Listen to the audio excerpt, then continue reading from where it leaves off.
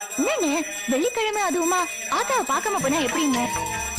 ஆத்தா என்றாரோ பாடும் புள்ளே எந்த ஒரு புள்ளைக்குமே இந்த வர கிடைக்கல ஆனந்தம் பொங்குதம்மா விட்டு விட்டு கண்ணிலே ஆயி மகமாயி நான் என்ன கொடுத்து வச்சேன் பாதம் திருப்பாதம் எடுத்து